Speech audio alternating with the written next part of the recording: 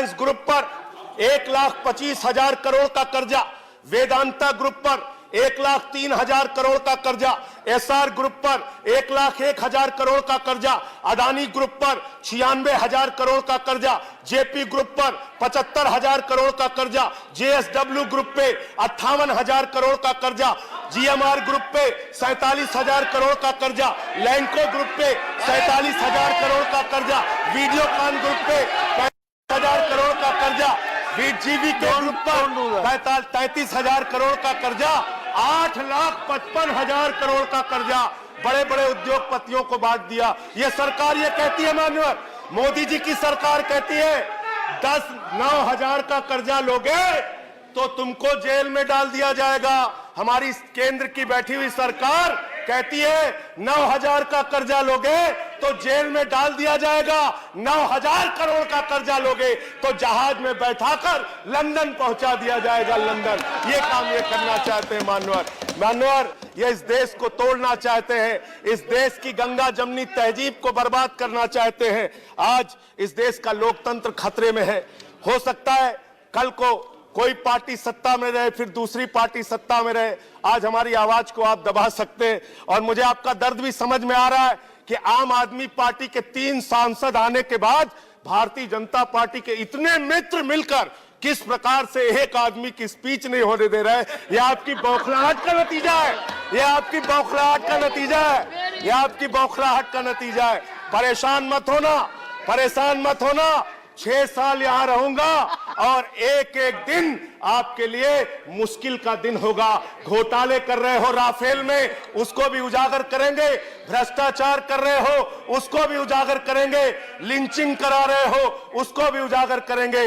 आम आदमी की आवाज को खामोश नहीं रहने देंगे। सीलिंग से व्यापारियों को उजाड़ रहे हो, उसके खिलाफ भी लड़ेंगे। देश के अंदर तानाशाही ला रहे हो, उसके खिलाफ भी लड़ेंगे। हम चुप रहने वाले लोग नहीं हैं। आम आदमी की आवाज को इस देश के अंदर दबाया नहीं जा सकता है। आपका हिंदुस्तान की आजादी में क्या इतिहास है? आपका हिंदुस्तान की आजादी में क्या इतिहास है? आप दूसरों को संजय सिंह प्लीज का सर्टिफिकेट बांटते हैं। संजय सिंह प्लीज को राष्ट्रवाद का सर्टिफिकेट बांटते हैं। आप पाकिस्तान भेजना चाहते हैं सबको, आप पाकिस्तान भेजना चाहते हैं। संजय सिंह आप प्लीज पाकिस्तान भेजना चाहते हैं। 1 मिनट सर, 1 मिनट अंतिम सर, अंतिम 1 minute sir. No time is over. 1 minute sir, 1 minute no please. ये पाकिस्तान भेजना चाहते हैं सबको, ये राष्ट्रवाद का प्रमाण पत्र बांटते हैं। It is for me to इसकी डिसाइड। जो मातृ संस्था है आरएसएस, संजय सिंह अपने कार्यालय पर टाइम ओवर। तक तिरंगा नहीं फहराया। Time over. ओके बांटते हैं, ये राष्ट्रवाद सर्टिफिकेट बांटते हैं। Now you sit down. जिन्होंने पठानकोट में बैठिए कर हमारे शहीदों की जांच कराई, बैठिए। हमसे राष्ट्रवाद का प्रमाण ओके। मांगते हैं। जिनका राष्ट्रीय अध्यक्ष ओके, बैठिए। दलाली खाते हुए Sanjay Singh please sit down. हमसे राष्ट्रवाद का ओके, श्री अब्दुल वहाब। जो अफजल गुरु को श्री अब्दुल वहाब वाली पीडीपी के साथ अब्दुल वहाब जम्मू प्लीज। कश्मीर में सरकार संजय चलाते हैं, वो हमसे अब्दुल वहाब राष्ट्रवाद का प्लीज। सर्टिफिकेट मांगते हैं। मान्यवर, मैं आपसे कहना अब्दुल वहाब। विनम्रता पूर्वक कहना चाहता हूं, संजय सिंह तानाशाही को रोकिए, तानाशाही को इस देश में रोकिए। तानाशाही से देश नहीं चलेगा, तानाशाही से देश नहीं चलेगा, उजाड़ने से देश नहीं चलेगा। आप सबसे बड़ा मुद्दा सामने आया है, वो इस देश के लोकतंत्र को बचाने का मुद्दा है मान्यवर।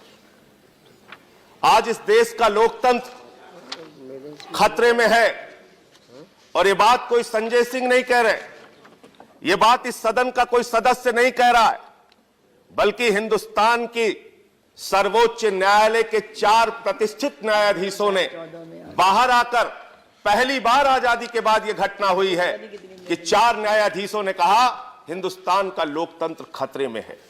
हिंदुस्तान के लोकतंत्र को बचाने की आवश्यकता है मान्यवर। आज हिंदुस्तान के लोकतंत्र पर जिस प्रकार से एक के बाद दूसरा हमला हो रहा है, यह लोकतंत्र हमको आसानी से हासिल नहीं हुआ है मान्यवर। यह आजादी हमको बहुत आसानी से हासिल नहीं हुआ, यह संविधान हमको बहुत आसानी से हासिल नहीं हुआ। इस संविधान को, इस देश की आजादी को पाने के लिए शहीद आजम भगत सिंह ने, सुखदेव ने, राजगुरु ने, रामप्रसाद बिस्मिल ने, अशफाकुल्ला ने, राजेंद्र लहड़ी ने, खुदीराम बोस ने, और जब इस देश के अंदर राष्ट्रपिता महात्मा गांधी ने आंदोलन चलाया, उनके त्याग और बलिदान से देश आजाद हुआ है। किसी फर्जी राष्ट्रवादी के त्याग और बलिदान से देश आजाद नहीं हुआ है मान्यवर। मैं कहना चाहता हूं, मैं बड़ी विनम्रता पूर्वक आपसे कहना चाहता हूं मान्यवर, आज जिस प्रकार से देश के अंदर हालात पैदा किए जा रहे हैं, चुनी हुई सरकारों को, लोकतांत्रिक ढंग से चुनी हुई सरकारों को, ऐसी सरकारों को जिनको प्रचंड बहुमत से देश की जनता ने चुना, उस सरकार को चलने नहीं दिया जाता मान्यवर। चाहे वेस्ट बंगाल की सरकार हो, चाहे दिल्ली की सरकार हो, एक निर्वाचित सरकार जिसको 70 में से 67 विधायकों का बहुमत मिला, हमसे क्या दुश्मनी है सरकार से, इस देश की सरकार की, मुझे समझ में नहीं आता मान्यवर। चुनाव में हमारे प्रधान सेवक ने, देश के प्रधानमंत्री जी ने, वो देश के प्रधान अभिभावक भी हैं मान्यवर, मुझे तकलीफ है, कष्ट है, पीड़ा है इस बात की कि देश के प्रधान सेवक ने रामलीला के मैदान से कहा अरविंद केजरीवाल तो नक्सलवादी है, इसको जंगल में भेज देना चाहिए। मान्यवर, मुझे तकलीफ है इस बात की, पीड़ा है। देश का प्रधान सेवक एक व्यक्ति को नक्सलवादी कह के संबोधित करता है। मैंने उसी दिन कहा था, प्रधानमंत्री जी, ये लोकतंत्र है, जमहूरियत है, डेमोक्रेसी है, यहां जनता मालिक होती है। जनता जिसको चाहती है वो जंगल में जाता है, जनता जिसको चाहती है वो विधानसभा में जाता है। और देश की जनता ने 67 विधायकों के साथ अरविंद केजरीवाल को दिल्ली की विधानसभा में भेजा मान्यवर, और 3 विधायकों के साथ भारतीय जनता पार्टी को जंगल में भेजने का काम किया मान्यवर। मैं बड़ी विनम्रता पूर्वक आपसे कहना चाहता हूं, नफरत की बुनियाद पर हिंदुस्तान नहीं चलेगा, मोहब्बत की बुनियाद पर हिंदुस्तान चलेगा। आम आदमी की आवाज को दबाने की कोशिश मत कीजिए, आम आदमी की आवाज को दबाने की कोशिश मत कीजिए। सही सुनने की क्षमता रखिए, सही सुनने की क्षमता रखिए मान्यवर। मैं कहना चाहता हूं, ये वो लोग हैं जो इस देश को बर्बाद करना चाहते हैं, ये वो लोग हैं जो ताजमहल को तोड़ना चाहते हैं मान्यवर। हम यहां आए तो आपने हमको सौगंध दिलाई मान्यवर, इस देश के संविधान की रक्षा की, इस देश के एकता और अखंडता को अक्षुण्ण रखने की आपने यहां सौगंध दिलाई मान्यवर। लेकिन मुझे जरा बताइए, एक चुना हुआ इनका विधायक कहता है ताजमहल इसलिए तोड़ देना चाहिए क्योंकि उसको मुगलों ने बनाया। मैं पूछना चाहता हूं, कुतुब मीनार भी तोड़ डालो, उसको भी मुगलों ने बनाया। देश की पार्लियामेंट भी तोड़ डालो, देश का राष्ट्रपति भवन भी तोड़ डालो, जीटी रोड भी तोड़ डालो। हिंदुस्तान नफरत की बुनियाद पर नहीं बनेगा मान्यवर, मोहब्बत की बुनियाद पर हिंदुस्तान को बनाना है, हिंदुस्तान को आगे ले जाना है। वो कहते हैं मारो काटो, लोगों को बर्बाद करो, और हम कहते हैं बेघर बेदर लोगों को आबाद करो। ये हमारी राजनीति का हिस्सा है। ये गंगा जमनी तहजीब का देश है मान्यवर। ये वो देश है जहां पर बिस्मिल्लाह खान की सहनाई संकट मोचन के मंदिर में गूंजती है मान्यवर। ये वो देश है जहां मलिक मोहम्मद जायसी पद्मावत लिखते हैं मान्यवर। ये वो देश है जहां मोहम्मद रफी गाना गाते हैं, मेरे रोम रोम में बसने वाले राम, जगत के स्वामी अंतर्यामी, मैं तुझसे क्या मांगू। इस देश के अगर नफरत की बात की जाएगी, भाई से भाई को बांटने की बात की जाएगी, हिंदू से मुसलमान को लड़ाने की बात की जाएगी, अगर आप पिछड़ा और दलित सवर्ण की बात की जाएगी, मुझे बहुत अफसोस है कि इस देश के लोकतंत्र को आज जिस प्रकार से कुचलने की कोशिश की जा रही है। एक निर्वाचित सरकार है दिल्ली के अंदर, उस निर्वाचित सरकार के मुखिया अरविंद केजरीवाल है। क्या गुनाह है उस केजरीवाल की सरकार का? यह गुनाह है कि वो बिजली आधे दाम पे देती है, यह गुनाह है कि पानी मुफ्त देती है, यह गुनाह है कि हमने किसानों को 50,000 रुपए हेक्टेयर मुआवजा दिया, यह गुनाह है कि हमने मोहल्ला क्लिनिक खोला। क्या हमारा यह गुनाह है मान्यवर की शिक्षा के स्तर को हिंदुस्तान में हमने सबसे बेहतर बनाने का काम किया? हमारा गुनाह क्या है, हमारा अपराध क्या है कि हम एक चुनी हुई सरकार को अच्छे ढंग से संचालित करना चाहते हैं? केजरीवाल की सरकार को लाट साहब के डंडे से आप चलाना चाहते हैं, लाट साहब के डंडे को बंगाल से दिल्ली तक आप चला रहे हैं, पूरा देश आपको देख रहा है। इसको बर्बाद करने की कोशिश मत कीजिए। उत्तराखंड में एक निर्वाचित सरकार को आपने बर्खास्त कर दिया, गोवा के अंदर आपने तिकरम से सरकार बना दी, आपने मणिपुर में तिकरम से सरकार बना दी, और आप उसको अपनी उपलब्धि गिनाते हैं। लोकतंत्र को बचाने की जरूरत है, लोकतंत्र को बचाने की जरूरत है मान्यवर। मैं आपसे कहना चाहता हूं, आज जिस प्रकार से दिल्ली के अंदर अरविंद केजरीवाल की सरकार को आज एक चुनी हुई सरकार को, 70 में से 67 विधायकों वाली सरकार को अगर ये सरकार नहीं चलने दे रही है तो इसका मतलब लोकतंत्र में हमारी कोई आस्था नहीं। लोकतंत्र में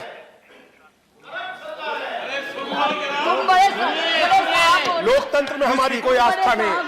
साथ 1 मिनट बात सुनने दीजिए। आप बोल रहे थे, हम सुन रहे थे। मान्यवर, मैं आपसे कहना चाहता हूं, इस सरकार ने बड़े बड़े वादे किए थे अपने घोषणा पत्र में। घोषणा पत्र जनता के साथ आपका करार होता है। देश के प्रधानमंत्री ने चुनावी रैलियों में बड़े बड़े वादे किए थे, वो आपका इस देश की जनता के साथ करार है। उस वादे को आपको पूरा करना चाहिए। आपने कहा था इतना काला धन लाएंगे कि हर आदमी के खाते में 15 लाख जमा हो जाएगा। 15 रुपए भी आज तक किसी आदमी के खाते में नहीं पहुंचा। आज आपने चुनाव में कहा, मैं उम्मीद करता था कि अध्यक्ष जी यहां रहेंगे, मैं चुनाव में कहा 2 करोड़ युवाओं को रोजगार देंगे। रोजगार का वादा आपने पूरा नहीं किया। 84% रोजगार आपके कार्यकाल में घटा है। आपने किसानों से कहा कर्जा माफ करेंगे। उत्तर प्रदेश के प्रधानमंत्री जी ने चुनावी रैलियों में कहा हम कर्जा माफ करेंगे, लेकिन बड़ी विनम्रता पूर्वक मैं पूछना चाहता हूं, आपने उत्तर प्रदेश के किसानों के साथ क्रूर मजाक करने का काम किया है। 1 पैसे का कर्जा माफ किया, 2 रुपए का कर्जा माफ किया, 3 रुपए का कर्जा माफ किया। उत्तर प्रदेश के किसानों के साथ एक क्रूर मजाक करने का काम आपकी सरकार ने किया। और व्यापारियों की बात अगर हम करें, जिस व्यापारी ने आपको अपने कंधे पर उठाकर देश की सरकार बना दी, जिस व्यापारी ने आपको इतना लाइन में लगकर वोट दिया, आपकी क्या दुश्मनी है देश के व्यापारियों से, जरा हमको बताइए।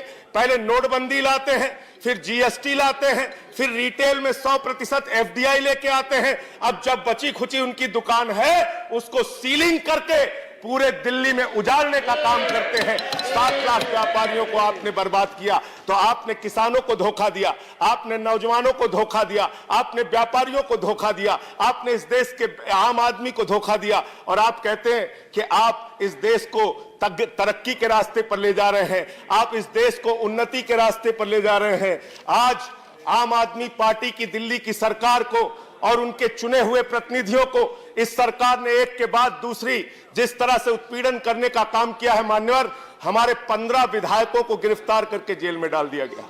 और विधायकों को तो जेल में डालना दूर की बात है, हमारे एक विधायक है सोमनाथ भारती, उनके कुत्ते को पकड़ने के लिए दिल्ली पुलिस के 40 जवान पहुंचे थे। 40 जवान। ये है आपकी सरकार। इस प्रकार से आप विरोधियों के खिलाफ कार्रवाई कर रहे हैं, उनका गला घोटने के, उनके लोकतंत्र की हत्या करने की आप कोशिश कर रहे हैं। आपने दिल्ली के मुख्यमंत्री के कार्यालय पर सीबीआई का छापा डलवा दिया, आपने शिक्षा मंत्री के कार्यालय पे छापा डलवा दिया, आपने हमारे स्वास्थ्य मंत्री के घर पे छापा डलवा दिया। आप दिल्ली के अंदर एक चुनी हुई सरकार को चलने नहीं देना चाहते। हमारे 20 विधायकों की आपने सदस्यता रद्द करवा दी संसदीय सचिव बनाने के नाम पर। वही संसदीय सचिव हरियाणा में सदस्यता रद्द नहीं होती, वही संसदीय सचिव हिमाचल में सदस्यता रद्द नहीं होती, वही संसदीय सचिव पंजाब में सदस्यता रद्द नहीं होती, वही संसदीय सचिव आसाम में, मिजोरम में सदस्यता रद्द नहीं होती। लेकिन दिल्ली में 20 विधायकों की आपने सदस्यता रद्द करके लोकतंत्र की हत्या की है। चुनाव आयोग ने AK ज्योति ने लोकतांत्रिक संस्थाओं का मर्दन कर रहे हैं। आप लोकतांत्रिक संस्थाओं का मर्दन कर रहे हैं, लोकतांत्रिक संस्थाओं को कुचलने का काम कर रहे हैं। ये ऊंची आवाज से आम आदमी की आवाज को दबाने की कोशिश मत कीजिए। मैं कहना चाहता हूँ, इस सरकार से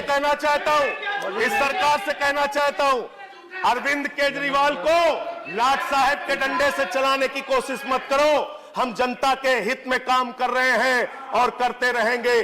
चमन को सींचने में पत्तियां कुछ झड़ गई होंगी, यही इल्जाम हम पर लग रहा है बेवफाई का। मगर कलियों को जिसने राउंड डाला अपने पैरों से, वही दावा करे हैं इस चमन की रहनुमाई का। आप इस चमन की रहनुमाई का दावा कर रहे हैं। आप इस चमन की रहनुमाई का दावा कर रहे हैं। इस गरीब आदमी के, इस मुल्क के गरीब के दर्द को समझने का कोशिश कीजिए। ये लोहिया का देश है, ये गांधी का देश है, ये जेपी का देश है। डॉक्टर लोहिया ने नारा दिया था, राष्ट्रपति हो या चपरासी की संतान, सबको शिक्षा एक समान। लोहिया का नारा था, जब तक भूखा इंसान रहेगा धरती पर तूफान रहेगा। और झारखंड के अंदर कोयला देवी की 11 साल की बच्ची संतोषी भात भात कह के मर जाती है। आज भी इंसान भूख से मर रहा है 70 साल के बाद। और आपकी सरकार को, ये राष्ट्रीय शर्म की सरकार है जिसको शर्म नहीं आती। भूख से, गरीबी से लोग देश के अंदर मर रहे हैं और आप यहां बैठकर बड़ी बड़ी बातें कर रहे हैं, बड़े बड़े दावे कर रहे हैं। एक बात के लिए मैं इस सरकार से सहमत हूं। सुनने की क्षमता रखिए। एक बात के लिए मैं इस सरकार की तारीफ करूंगा। मेरे विपक्ष के मित्र हो सकता है मुझसे सहमत ना हो, लेकिन अगर इस सरकार के अंदर कोई क्षमता हो ना हो, लेकिन अगर अंतरराष्ट्रीय भाषण प्रतियोगिता करा दी जाए तो नंबर 1 पर यह सरकार आएगी, 2 नंबर पर नहीं आएगी। ये मैं कह सकता हूं मान्यवर। ये मुझे पूरा यकीन है, भरोसा है इस सरकार के ऊपर। साथियों, किस प्रकार का हिंदुस्तान आप बना रहे हैं। आपने 40,000 रुपए का कर्जा नौजवानों को दे के बार बार मुद्रा मुद्रा मुद्रा करते हैं। आपने कितनी मुद्राएं देश के बड़े बड़े पूंजीपतियों को दी है।